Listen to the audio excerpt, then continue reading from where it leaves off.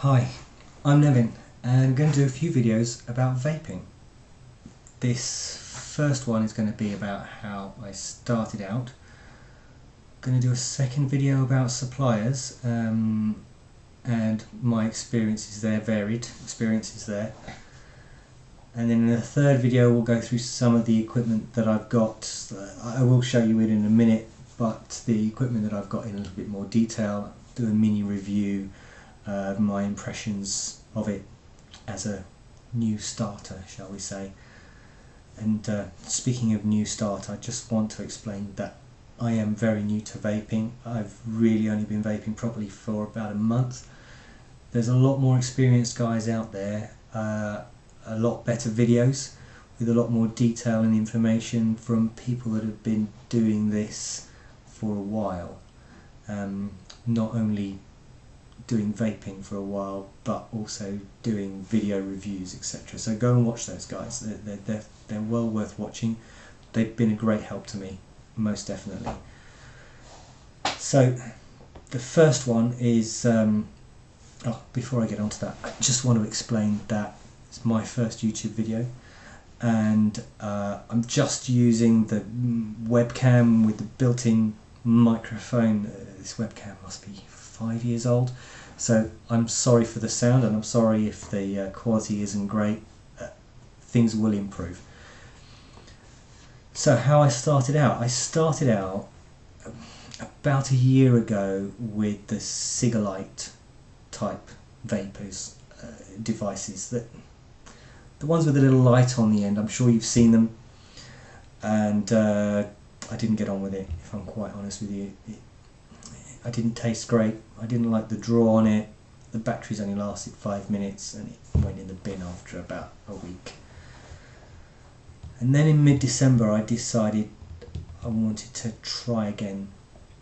And I'd seen people on the streets, etc., with the vapors, with the equipment with the liquid in. And I stopped somebody in the street, asked them about it. They gave me a few pointers where to look. And I started reading up. And I got in touch with a supplier and I asked them how should I start out, and they advised me to buy a kit, a starter kit. You'll see them everywhere, starter kits. And the starter kit that I bought came with 2 of these, 2 batteries, 2 clearomisers. I bought that kit and a couple of liquids. Essentially you'll see these in the shops now. My local shop is actually starting to sell these as well. So this battery, you can charge it up with a little USB charger. This is a 900 milliamp hour battery. For the way I smoked, this lasted me pretty much for a working day. Reasonably good. And a full one of these also lasted me for a working day. Now when I spoke to the supplier, I said to him that I'm a bit of a hobbyist, a number of things that I'm into and that I wanted to play.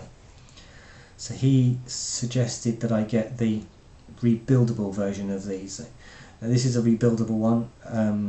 It's slightly more expensive than the disposable ones, but essentially you can take it apart. There's a little coil cartridge inside and you can replace that coil cartridge. And you can get different resistance cartridges for how you like to vape. And that did me well for pretty much all of December, got me through Christmas, and I didn't smoke once. So that was great. But I wanted to go further. So I ended up looking into the things that you see around there called mods. And I've got one over here. This is the first mod that I bought. This is the Sigeli VMAX V5 with the flat top. There's loads of reviews out there for this. I'm not going to review this device. I'm not going to go into any detail about it, but essentially it's more powerful. You got a bigger battery in it. This has got an 18650 battery. Here's the battery that I bought with it. Now I'll get into this battery and this mod in the second video. What I want to talk about in this video is about liquids. Now, when I started vaping, I won't vape on this actually because it's horrible. When I started vaping with this, I followed the advice which said start high with your nicotine content and work your way down. And because I was a roll-up smoker without filters, I assumed I had to start pretty high, so I started at 24 milligrams. And that was giving me head rushes and spinning and headaches and all sorts. So I pretty quickly worked out that the nicotine was too high, so I bought some more juices with 18 milligrams. But what I was experiencing was a real harshness in my throat, irritation on the back of my tongue and on the back of my throat. And you'll hear people talk about throat hit, and I thought, well, if this is throat hit, then I'm not going to be able to do this vaping thing for long. And I did a bit of reading, and I discovered that there's an awful lot of reports out there saying that, so you have a PG and the VG, which are the base for the juice, and the vast majority of juices come with 70% PG and 30% VG. PG enhances the flavour, and the VG is what gives you the vapour content. And it also has a sweet note to it as well.